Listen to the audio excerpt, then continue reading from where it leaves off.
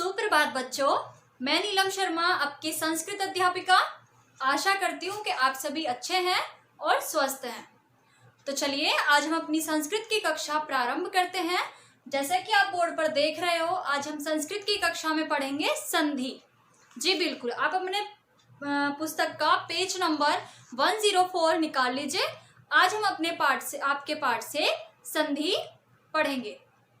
ठीक है, तो संधि सबसे पहले हम जान लेते हैं कि संधि होती क्या है। संधि शब्द का अर्थ है मेल या जोड़। दो वर्णों के संयोग से जो विकार उत्पन्न होता है, यानी कि जब हम हमारे दो वर्ण मिलते हैं उनमें जो परिवर्तन होता है उसे हम संधि कहते हैं। ठीक है, जैसे आपके पुस्तक में दे रखा है विद्या जमा आल्य, तो ये क्या हो गया हमारा, हमने दो वर्णों को जोड़ दिया तो ये क्या बन गया हमारा, विद्यालय। उसके बाद है संधि तीन प्रकार की होती है। कौन कौन सी? स्वर संधि, व्यंजन संधि और विसर्ग संधि। हम आपकी पुस्तक में केवल स्वर संधि के बारे में ही पढ़ेंगे। स्वर संधि किसे कहते हैं? स्वरों का स्वरों से मेल होने पर जो विकार उत्पन्न होता है उसे हम स्वर संधि कहते हैं। दूसरी आती है हमारी व्यंजन संधि। व्यंजन संधि हम किसे कहते हैं? जब व्यंजनों के साथ स्वरों का मेल होने पर जो परिवर्तन उत्पन्न होता है उसे हम स्वर संधि कहते हैं, व्यंजन संधि कहते हैं। अगला है हमारा विसर्ग संधि। विसर्ग के साथ स्वरों या व्यंजनों के मेल से जो परिवर्तन उत्पन्न होता है उसे हम विसर्ग संधि कहते हैं। ठीक है, चलिए अब आइए अब जान लेते हैं। आपकी पेज नंबर 105 पर स्वर संधि के 5 भेद होते हैं जो इस प्रकार हैं। मैं आपको एक एक करके उन्हें समझाती हूँ। ये 5 भेद कौन कौन से होते हैं? ये होते हैं हमारी दीर्घ संधि, गुण संधि, वृद्धि संधि, यन संधि और अयादि संधि। ठीक है, ये स्वर संधि के 5 भेद होते हैं। कौन कौन से होते हैं? दीर्घ, गुण, वृद्धि, यन और अयादि संधि। आइए अब हम इनके बारे में पढ़ लेते हैं। चलिए, ये है आपकी दीर्घ संधि। दीर्घ संधि मतलब जिसका अर्थ होता है यदि आ, ई और ऊ के बाद यदि हमारा दीर्घ आ, ई और ऊ आता है तो वहां पर क्या हो जाएगा, इनकी जगह हमारा जो हमारे ये हैं इनकी जगह हमारा दीर्घ आ, ई और ऊ हो जाएगा। कैसे? यदि हमारा आ जमा आ है तब भी हमारा बड़ा आ होगा, यदि हमारा आ जमा ई है तब भी हमारा बड़ा ई होगा, यदि हमारा आ जमा ऊ है तब भी हमारा बड़ा ऊ ही होगा। दीर्घ का अर्थ क्या होता है? बड़ा। तो दीर्घ संधि में हम किन स्वरों का प्रयोग करते हैं? दीर्घ स्वरों का हम प्रयोग करते हैं। आइए मैं आपको एक एग्जाम्पल दे देती हूँ। ठीक है,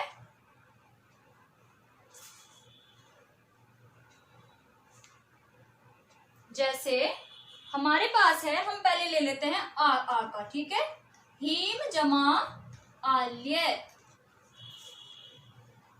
तो ये हमारा क्या बन जाएगा? हिमालय। ठीक है, माँ, जब हम माँ पढ़ते हैं तो माँ के बाद हमारा क्या आता है? आ, तो आ और आ मिलकर हमारा क्या बना? बड़ा आ। ठीक, उसी तरह ई का लें तो ई का हमारा क्या हो जाएगा? रवि जमा इंद्र, तो क्या बन गया ये? रविंद्र। ठीक है, छोटा ई और छोटा ई मिलकर क्या बन गया हमारा? बड़ा ई। ठीक, उसी तरह अगर हम ऊ का लें तो भानु जमा उदय। ठीक है, क्या बनेगा हमारा? भानु जमा उदय। तो छोटा ऊ और छोटा ऊ मिल रहे तो क्या बन जाएगा हमारा? बड़ा ऊ, तो भानुदय। इस तरह से ये आपकी दीर्घ संधि पूरी हो चुकी है। अगली पर चलते हैं। अगली है हमारी गुण संधि। चलिए, अगली है हमारी गुण संधि। गुण संधि में हमारा क्या फॉर्मूला लगता है? गुण संधि में यदि आए तो उनके स्थान पर क्या हो जाएगा? ए। और यदि हमारा आ के बाद उ, आ और उ मिला तो हमारा क्या बना, ओ। तो ये क्या बन गया, महोत्सव। अगला है, यदि हमारा आ और दीर्घ आ के बाद री आए तो उसके स्थान पर अर हो जाएगा। वो कैसे, देव जमा ऋषि, तो ये क्या बन गया, देवर्षि। ठीक है, फिर से सुनिए, यदि हमारा गुण संधि में आ के बाद ई आता है तो वहां पर ए हो जाएगा। यदि हमारा आ के बाद उ और उ आता है तो हमारा औ हो जाएगा। और यदि हमारा आ के बाद री आता है तो हमारा अर हो जाएगा। ठीक है, अगली हम चलते हैं अगली संधि पर। आइए, अगली है हमारी वृद्धि संधि। वृद्धि संधि में क्या होता है, यदि हमारा आ और आ के बाद ए आए है तो वहां पर क्या हो जाएगा, हमारा आए। और यदि हमारा आ के बाद ओ और औ है तो वहां पर हमारा क्या हो जाएगा, औ हो जाएगा। एग्जाम्पल देखिए, मत जमा एक्य, तो मत, जब हम ता पढ़ते हैं तो ता के बाद हमारा क्या उच्चारण आता है, आ। तो आ जमा ए, तो मैंने क्या बताया था, आ जमा ए मिलकर हमारा आए बनाएंगे। तो ये क्या बन गया हमारा, मतेक्य। ये हमारी एक की मात्रा होती है ना। ठीक है, उसके बाद है आ और यदि औ को मिलाएंगे तो हमारा क्या बनेगा, औ। तो जैसे वन जमा औषधि, तो क्या बन गया, वनौषधि। ये थी हमारी वृद्धि संधि। आगे हम चलते हैं अपनी यन संधि पे। आइए, अगली संधि है हमारी यन संधि। यन संधि में क्या होता है, विजातीय स्वर से पहले विजातीय स्वर यानी आ और हमारा दीर्घ आ, इनसे पहले यदि हमारा ई और दीर्घ ई आता है तो वहां पर हमारा क्या हो जाएगा, या। ठीक है, आ के स्थान पर क्या हो जाएगा, या के नीचे हलंत है तो या हमारा आधा हो जाएगा। उसी तरह यदि हमारा उ और औ है, उसके बाद आ और दीर्घ आ है तो हमारा क्या हो जाएगा, वा। और यदि रा जमा आ और आ है तो क्या हो जाएगा, रा। जैसे पहला हमारा उदाहरण है, यदि जमा अपि, तो आ से, तो ई के बाद क्या है हमारा, विजातीय स्वर, और विजातीय स्वर से पहले क्या है हमारा, ई। ठीक है, तो ये हमारा क्या बन जाएगा, यद्यपि। ठीक है, उसके बाद है उ जमा उ जमा आ और अ, तो इनके स्थान पर हमारा क्या हो जाएगा, वा। जैसे सु जमा आगत, तो उ जमा आ मिलकर क्या बना हमारा, व। हलंत है तो ये आधा हो जाएगा, तो क्या बन गया हमारा, स्वागत। उसी तरह र जमा आ और आ है तो क्या हो गया, री। जैसे पितृ जमा आज्ञा, तो री जमा आ तो क्या बन गया, आधारा, तो क्या बन गया हमारा, पित्राज्ञा। अगली है हमारी लास्ट संधि जिसका नाम है अयादि संधि। आइए हम उसे भी एक बार आपकी ब्लैक बोर्ड के माध्यम से पढ़ लेते हैं।